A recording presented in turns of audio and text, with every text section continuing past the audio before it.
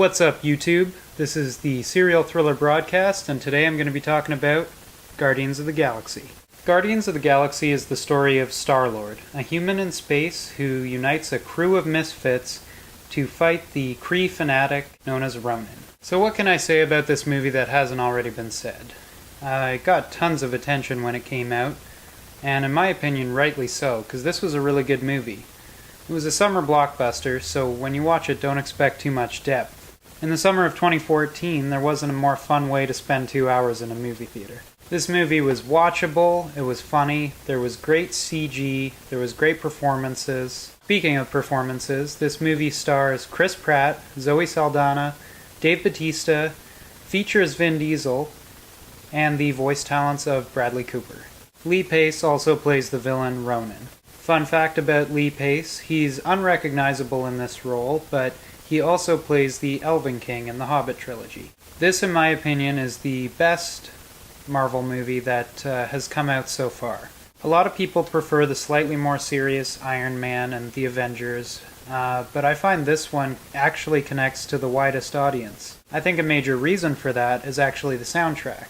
It's got a lot of kind of golden oldie hits on it, and the reason for that is that Star-Lord, the character in the movie, is given a mixtape at the start of the film by his dying mother. The mixtape is what sort of takes you through the events of the movie as they happen, and each song sort of relates to what's going on in some sort of way in the movie, and it also provides a little bit of comic relief as well.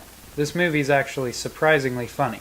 All the characters have at least a few spots where I actually laughed out loud when I was watching the movie. The only performance I wasn't too crazy about was Karen Gillan as Nebula. She's sort of the evil sister of Gamora, who's played by Zoe Saldana. I found she was one of the ones where they really shouldn't have tried to put any humor in her role. I think she would have worked better as just sort of the silent assassin type.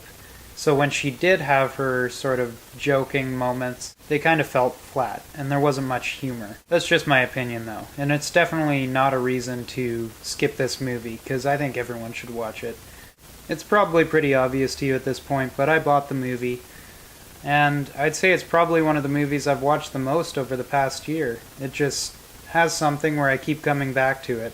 It's like a really fun mashup of Star Trek and Star Wars, with some sort of 80s and 70s culture peppered in, and it's just a really good time. The action's great, the comedy's great, it's even got John C. Reilly in it, and by the time the credits rolled in this, I had a big smile on my face, so check it out. Or else.